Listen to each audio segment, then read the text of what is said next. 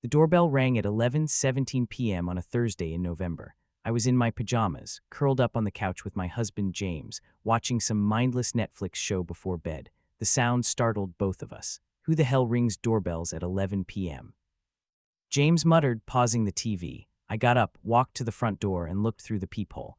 A woman stood on my porch, thin, nervous, wearing a wrinkled coat that had seen better days.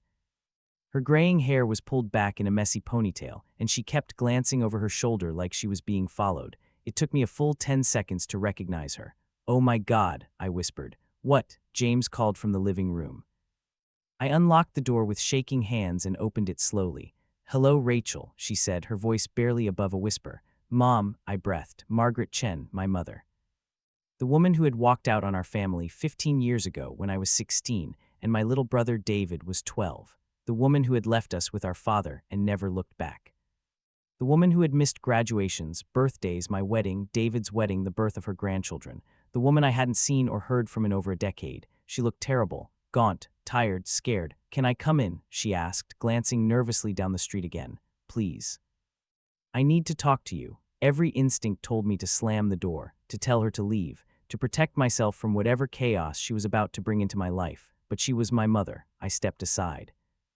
She walked into my house like she was walking into a trap. Her eyes darted around, taking in the furniture, the family photos on the walls, the life I'd built without her. James appeared in the doorway, confused. "Rachel, who is this?" "This is my mother," I said quietly. His eyes widened. He'd heard about Margaret, obviously, but he'd never met her, never expected to meet her. "Margaret," she said, extending a trembling hand. "I'm sorry to intrude so late." James shook her hand cautiously. "It's nice to meet you." The three of us stood in my entryway in awkward silence. "Maybe I should give you two some privacy," James said finally. "No," I said quickly. "Stay, please." I needed him there, needed the support, the witness. The reminder that I had a real life now, a stable life, and I didn't need to get sucked back into whatever drama had brought Margaret to my door. "Can we sit?" Margaret asked. We moved to the living room. Margaret perched on the edge of the couch like she might need to run. James and I sat across from her. "You look good," Margaret said, studying my face. "Happy. I am happy." "That's good, I'm glad." More silence. "Why are you here, Mom?"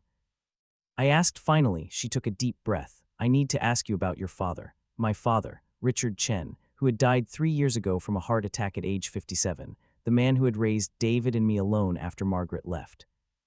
Who had worked 2 jobs to keep us fed and housed, who had never once spoke badly about Margaret in front of us, even though she'd destroyed our family. What about Dad? I need his death certificate." I stared at her. "What?"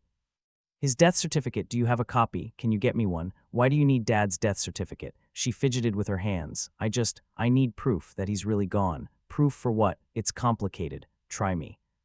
She looked around the room again, avoiding my eyes. "I need it for legal reasons." "What legal reasons?" "Rachel, I know this is strange. I know I have no right to ask you for anything, but I'm desperate. I need that document." "You didn't come to his funeral," I said quietly. She flinched. "I know. David called you, left messages, sent you the obituary. You never responded." You couldn't come to your own husband's funeral." "Ex-husband," she corrected quickly. "We were divorced." "You never signed divorce papers, Mom. Dad never divorced you. Legally, you were still married when he died." Her face went white. "That's not possible." "It is possible. It's true. Dad never got over you leaving. He never moved on. He never dated anyone else. He never filed for divorce. In the eyes of the law, you were his widow." She stood up abruptly. "I need that death certificate." "Why?" "Because I need proof that he's dead." "Why do you need proof that he's dead, Mom?" She started pacing. Because some people think he's not." James and I exchanged glances. "What people?" I asked. People who are looking for me, for us." "Who's looking for you?" She stopped pacing, looked at me with wild eyes. "The FBI." The words hung in the air like smoke. "The FBI," I repeated slowly. "Yes, the FBI is looking for you." "Yes, why?" Margaret sat back down, put her head in her hands. "Because of what we did, what you did 15 years ago. Right before I left, I felt cold spreading through my chest." "Mom, what are you talking about?" She looked up at me. "Your father and I, we weren't who you thought we were." "What does that mean?" "Our real names aren't Richard and Margaret Chen." The room started spinning. "What?" "We were in witness protection, both of us. We had new identities, a new life. We were supposed to stay hidden forever." James leaned forward. "Witness protection from what?" "Your father saw something he wasn't supposed to see. At his job. He worked for a shipping company, but they were They were moving more than cargo, drugs, weapons, people. He found out. He reported it, and the people running it, they wanted him dead. That's insane, I whispered. The FBI gave us new identities, new names, a new life in a new city. That's how we ended up here. That's how you and David were born here, as Richard and Margaret Chen's children. But you left, I said. You walked out. Because they found us, her voice broke. Someone figured out where we were, started asking questions, watching the house, following your father to work. We knew we had to run again, so you ran without us. The plan was for all of us to go together. New identities again, new city, but your father, she wiped her eyes. He refused. He said he was tired of running, tired of lying. He said he'd rather die as Richard Chen than live as someone else. So you left him. I left to protect you. If I stayed, if they found me, they would have killed all of us. Your fathers, you, David, me, everyone. You could have taken us with you. Where, how? I had no money, no real identity, nowhere to go. The FBI said if I stayed in the program, I'd have to disappear completely. No contact with my old life, ever. I stared at her, trying to process what she was telling me. So you've been in witness protection for 15 years? Yes. Living under a different name? Yes. And now you're here because someone contacted me last week, someone who knows who I really am. They said they know where I've been hiding, and they know about your father. They think he's still alive. They think we're both alive and hiding together. But Dad is dead. I know that, you know that, but they don't believe it. They think his death was faked. They think we staged it so we could disappear together. James spoke up. So you need the death certificate to prove to them that he's really gone. Yes, to prove that I'm not hiding with him, that I'm alone. And then what? I asked. Then I disappear again. New identity, new life, and you'll never see me again. Just like before, yes. I stood up, walked to the window, looked out at the quiet suburban street where I'd built my normal, peaceful life. You want me to help you disappear again. I want you to help me stay alive. What if I say no? Then they'll keep looking, and eventually they'll realize that you and David exist, that you're Richard Chen's children, and they'll come for you. I turned around. Are you threatening me? No, I'm warning you. These are not good people, Rachel. They've been looking for us for 15 years. They don't give up. If they're so dangerous, why did you come here? Why are you putting us at risk? Because I didn't have a choice. I need that document. It's the only way to end this. James stood up. I think you should leave. James, no, Rachel, this is insane. She shows up after 15 years with some story about witness protection and the FBI and dangerous people, and wants you to help her get a fake death certificate. It's not fake, Margaret said. It's real. Richard really did die. Prove it, James said. Margaret reached into her purse and pulled out a cell phone, an old flip phone. She dialed a number and put it on speaker. The phone rang twice before someone answered. Agent Morrison. It's Margaret, she said. I mean Susan, Susan Willis. Jesus, Susan, where are you calling from? I'm with my daughter, my real daughter. You're not supposed to have contact with your old life. I know, but I need her help. I need Richard's death certificate. We've been through this. We can't provide that documentation. Why not? Because it would compromise your cover. If you start producing documents related to your old identity, it creates a paper trail. Agent Morrison, they found me. The Kozlov family found me. They think Richard is still alive. Silence on the other end. How do you know they found you? Someone called me, said they knew where I was, said they wanted to meet with me and Richard. They think we faked his death. Where are you now? I'm safe. But I need proof that Richard is really dead. If I can show them the death certificate, you can't. It's too dangerous. You need to come in. We'll relocate you again. I can't keep running forever. It's better than being dead. Margaret looked at me. Agent Morrison, my daughter is here. She's married. She has a good life if the Kozlovs think she's involved. They don't know about your children. They will if they keep digging. Another pause. Bring her in. What? Your daughter. Bring her in.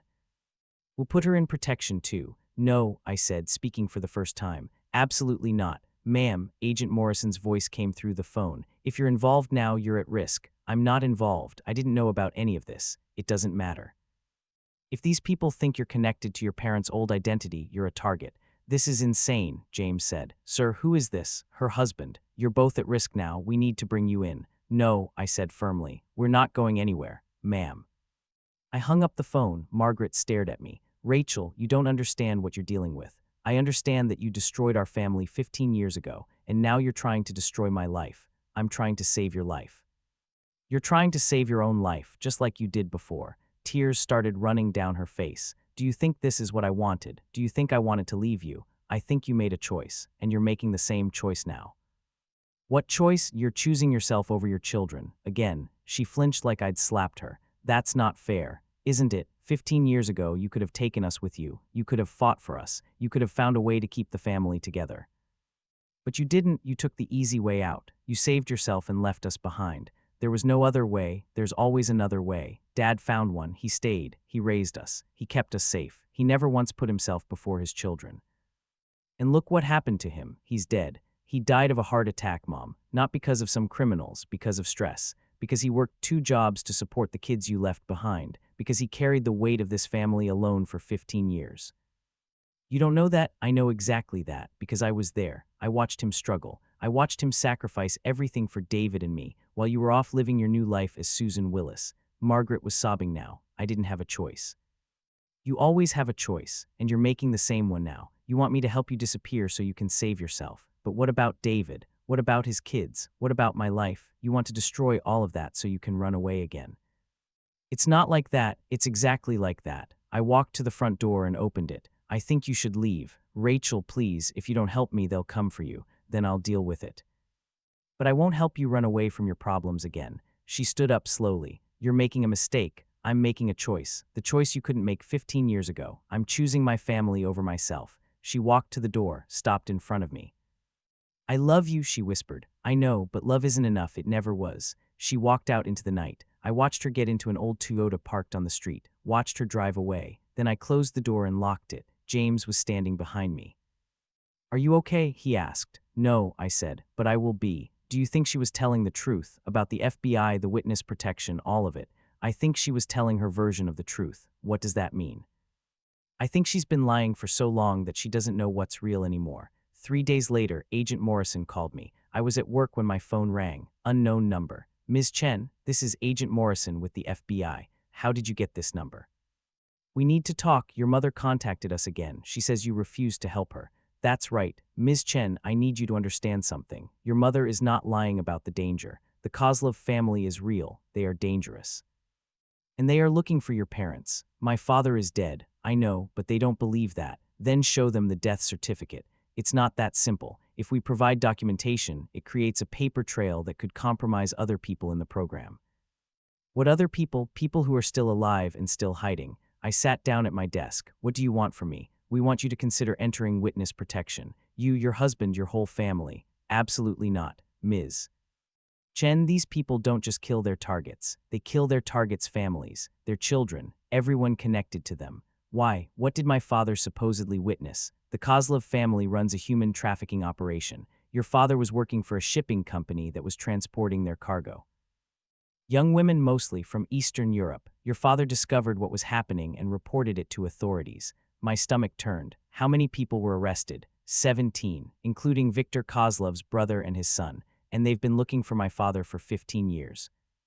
Viktor Kozlov's brother died in prison. His son committed suicide. Viktor has spent 15 years planning his revenge. He won't stop until everyone who contributed to his family's destruction is dead. But my father didn't destroy his family. He just reported a crime. Logic doesn't apply here. This is about honor, about family, about revenge. So what are my options? Come in, enter protection, start a new life. Or hope they don't find you. What about my mother? Your mother will be relocated again. New identity, new city, new life.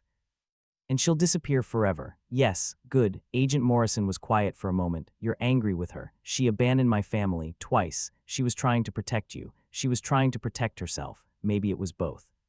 Agent Morrison, I'm not entering witness protection. I'm not giving up my life because of something my father did 15 years ago. If these Kozlov people come for me, I'll deal with it. How? I'll call the police. I'll call you. I'll hire security. I'll move. I'll do whatever I have to do, but I won't disappear. Ms. Chen, I'm not my mother. I don't run away from problems. This isn't a normal problem. It's not my problem at all. It's my father's problem, and he's dead. So as far as I'm concerned, the problem died with him. The Kozlovs don't see it that way. Then they'll have to learn to live with disappointment. I hung up. 2 weeks went by. Nothing happened. I went to work, came home, had dinner with James. Watched TV, lived my normal life. I didn't hear from Margaret. I didn't hear from Agent Morrison. I started to think maybe it was all over. Maybe Margaret had been relocated. Maybe the Kozlovs had given up. Maybe I could just forget this had ever happened. Then David called.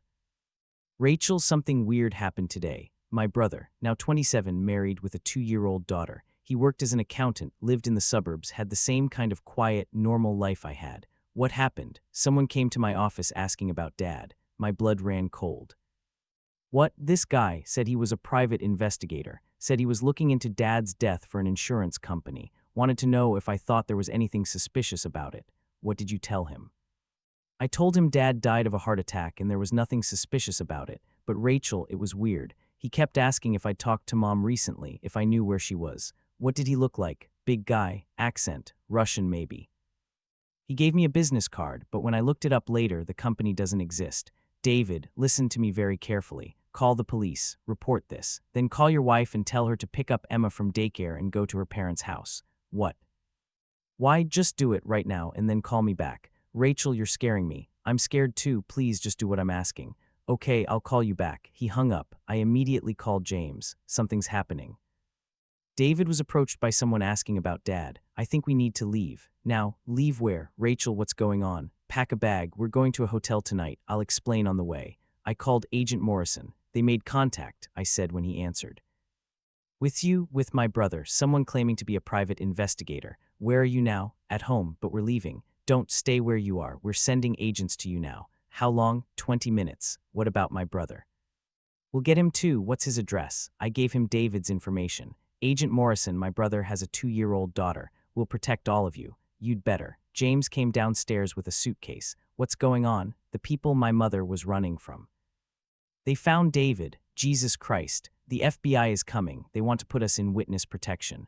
Are we going to do it? I looked around my living room, at the photos of our wedding on the mantle, at the books we'd collected together.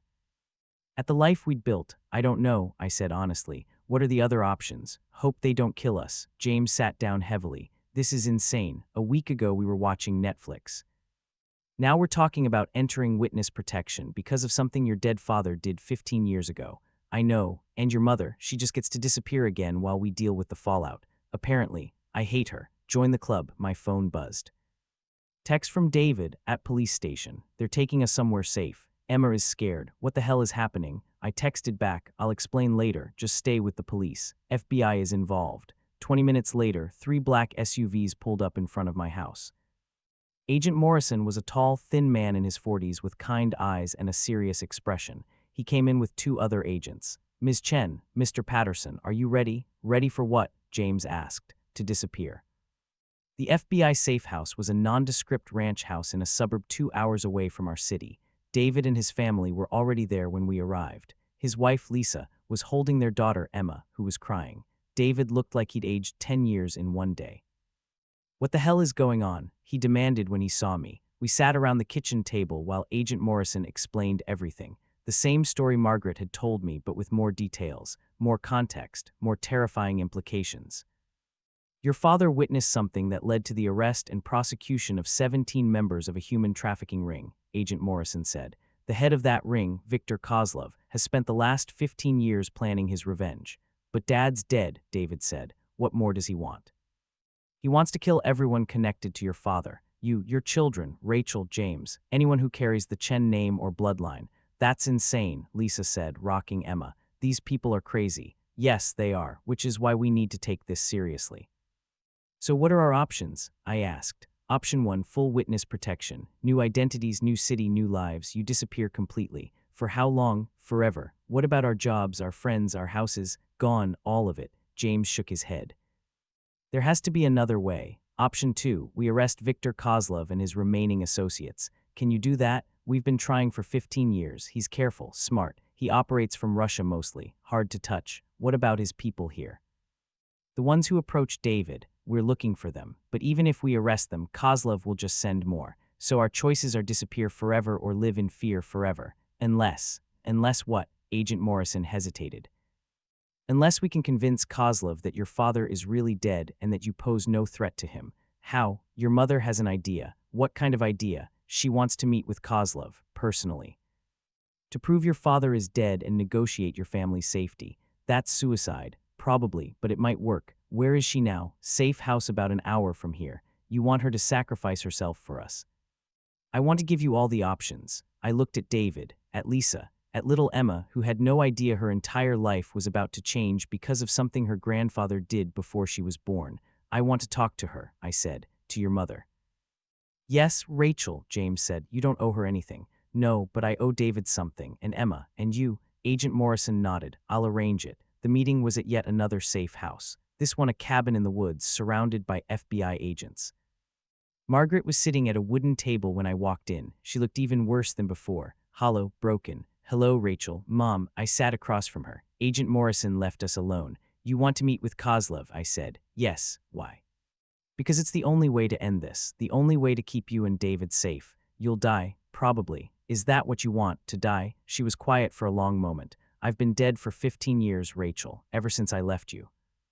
This would just make it official. Don't do this for me. I don't want your sacrifice. I'm not doing it for you. I'm doing it for Emma, for David's little girl. She doesn't deserve to grow up in hiding because of something her grandfather did. What exactly are you going to tell Kozlov? The truth, that Richard is dead, that you and David had nothing to do with what happened 15 years ago, that you don't even know the details of what he witnessed, that killing you won't bring his family back. He won't listen, maybe not, but I have to try. What if there's another way? There isn't. What if we all just disappear? New identities, new lives. The FBI said they could do that, and David's daughter grows up as someone else. Never knows her real name, her real family, her real history, just like I've been living for 15 years. At least she'd be alive. That's not living, Rachel, that's just existing. I stared at her. You really think this will work? I think it's our only chance. When, tomorrow night, Kozlov agreed to meet me. Where? The docks, where your father used to work. Agent Morrison is okay with this. Agent Morrison thinks I'm insane, but he's out of options too. What if Kozlov doesn't believe you? What if he kills you and then comes after us anyway? Then at least I'll have tried. I sat back in my chair. I hate you. I know. I hate that you left us. I hate that you brought this into our lives. I hate that you're the reason Emma might have to grow up in hiding. I hate all of that too. But you're still my mother, and I don't want you to die. Tears filled her eyes. I don't want to die either, but I want my grandchildren to live freely more than I want to live at all. David doesn't know you're his grandmother. What do you mean? Emma, David's daughter. He's never told her about you. She doesn't know you exist. Margaret's face crumpled. Oh, if you do this, if you meet with Kozlov and it works, will you want to see her, to be part of their lives? Would David want that? I don't know, maybe. If you prove you're willing to sacrifice yourself for his daughter, maybe he'd be willing to forgive you. And you? I thought about it. About 15 years of anger and abandonment. About the choice she was making now. I don't know either, but maybe. She reached across the table and took my hand. I'm sorry, Rachel, for all of it, for leaving, for lying, for bringing this danger to your door. I'm so sorry. I know, I love you. I've loved you every day for 15 years. Even when I couldn't call you or see you or be part of your life, I love you. I love you too, Mom. Despite everything, I love you too. We sat there holding hands across the table, crying, mother and daughter reunited for what might be the last time. The next evening, Margaret walked into a warehouse at the old shipping docks where my father used to work. She was wearing a wire. FBI agents were positioned around the building. Snipers were on nearby rooftops. David, James, and I watched from a surveillance van parked 3 blocks away. Viktor Kozlov arrived with 2 bodyguards. He was older than I'd expected. 70s maybe, well-dressed, distinguished-looking, not the monster I'd pictured. But when he spoke, his voice was cold, flat, empty of human emotion. Susan Willis, he said, Margaret's fake name. Victor, you said you have information about Richard Chen. I do. Where is he? He's dead. Prove it. Margaret pulled a folder from her purse. Death certificate, medical records from his heart attack, funeral home records, cemetery records, it's all there. Kozlov took the folder, handed it to one of his men who examined the documents. These could be fake, they're not. How do I know? Because I loved him. Because I've spent 15 years wishing I could have been there when he died. Because I would give anything to have one more day with him. You left him. Yes. Why? Because you were going to kill my children. Kozlov was quiet for a moment. Tell me about your children. Rachel is 28. She's a lawyer. She's married. She never knew about witness protection or what her father did.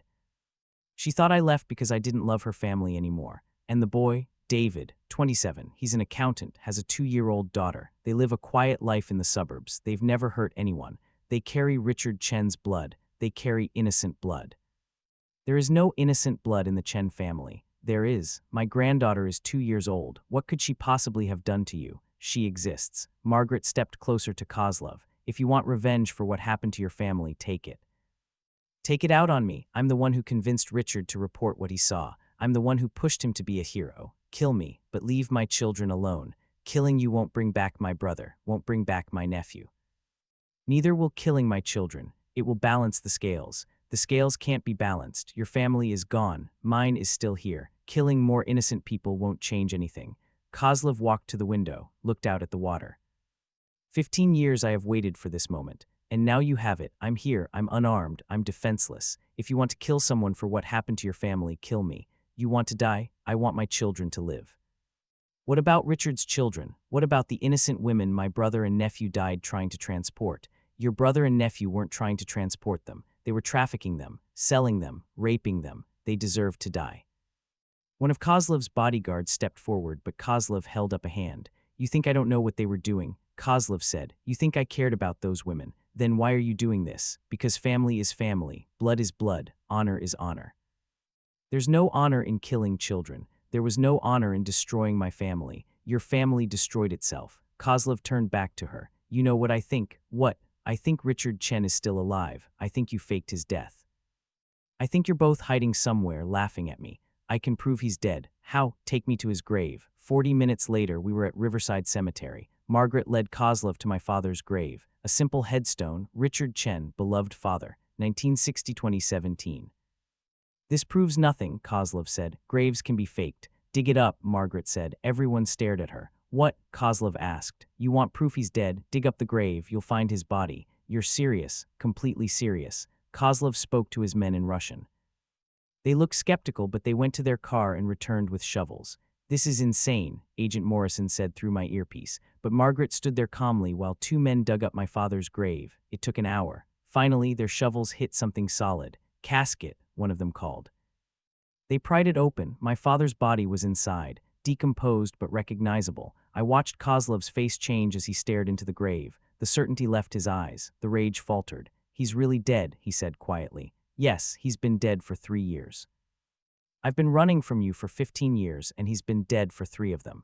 Why didn't you tell me? How was I supposed to tell you? I've been in hiding. I didn't even know you were still looking for us until last week. Kozlov was quiet for a long time, staring into the grave at my father's remains. My brother died in prison because of him. Your brother died in prison because he was a criminal. My nephew killed himself because of him.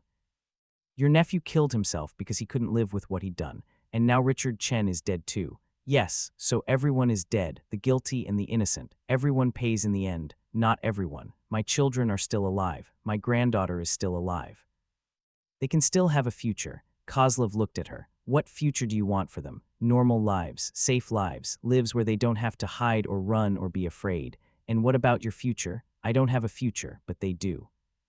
Kozlov nodded slowly, then he reached into his coat. Margaret closed her eyes, but instead of a gun, he pulled out a cell phone, made a call, spoke in Russian for several minutes, then he hung up. It's over, he said. What? It's over. I'm calling off the hunt. Your children are safe. Margaret opened her eyes. Really? Richard Chen is dead. His debt is paid. Your children had nothing to do with what happened 15 years ago. They are innocent. And me. You are a mother who protected her children. I understand that. So you're not going to kill me. I'm going to let you choose. You can disappear again. New identity, new life. Or you can go back to your children and try to rebuild what you lost. Margaret stared at him. Why? Because I'm tired. I'm 73 years old. My family is dead. Revenge won't bring them back, and I don't want to spend the rest of my life killing mothers and children. What about your men, your organization? They follow my orders. If I say it's over, it's over. Margaret nodded. Thank you. Don't thank me. Thank your father. His death satisfied my need for justice. Kozlov and his men left. Margaret stood alone by my father's grave as the FBI agents emerged from their hiding spots. Is it really over? Agent Morrison asked. It's over, she confirmed. 3 months later, I was sitting in my backyard with Margaret, watching Emma play on her swing set. Margaret had chosen to stay, to try to rebuild her relationship with David and me. It wasn't easy. There were a lot of hurt feelings, a lot of trust to rebuild, a lot of lost time to grieve, but we were trying. David had been skeptical at first, angry. But when he saw how Emma responded to her grandmother, how much she loved having another person who loved her unconditionally, he softened. You know what the hardest part is, Margaret said, watching Emma. What? Realizing how much I missed. Your wedding, David's wedding, Emma's birth. Her first words, first steps, 15 years of memories I'll never have, but you'll have all the memories going forward. If you'll let me, we'll let you, but it's going to be different than before. We can't just pick up where we left off. I know. And you can't leave again. If you're going to be part of our lives, you have to really be part of our lives. No more running, no more secrets, no more disappearing when things get hard. I understand. Emma ran over to us, grass stains on her dress, a flower in her hand. Grandma Margaret, this is for you. Margaret took the flower with tears in her eyes. Thank you, sweetheart, it's beautiful. Emma climbed onto Margaret's lap. Will you read me a story? I'd love to. As they walked into the house together, I thought about choices. About the choice my father made to stay and fight instead of run. About the choice Margaret made to leave and protect us from a distance. About the choice she made to face Kozlov and risk everything for our safety. None of the choices had been perfect. None of them had been easy. But in the end, we were all still here, still alive, still family, and sometimes that's enough. 6 months later, Margaret moved into a small apartment 2 miles from my house. She saw Emma twice a week, had dinner with David and Lisa every Sunday, called me every day. She got a job at a local library, started going to therapy. Began building a real life instead of just existing in hiding. She would never be the mother I'd had before she left. Too much had happened. Too much time had passed. Too much trust had been broken. But she could be the grandmother Emma deserved, the mother-in-law Lisa needed. The support system David and I had never had, and maybe that was enough. Maybe family isn't about perfect people making perfect choices. Maybe it's about imperfect people making hard choices and living with the consequences together. Maybe forgiveness isn't about forgetting what happened. Maybe it's about choosing to move forward despite what happened. I don't know, I'm still figuring it out. But I know this, when Margaret showed up on my doorstep that night, asking about my father's death certificate, she wasn't just asking for a document. She was asking for a chance to make things right, a chance to protect the family she'd left behind, a chance to be the mother she'd never been able to be. And despite everything, despite 15 years of anger and abandonment and pain, I'm glad I gave her that chance. Because family is family, even when it's complicated, especially when it's complicated.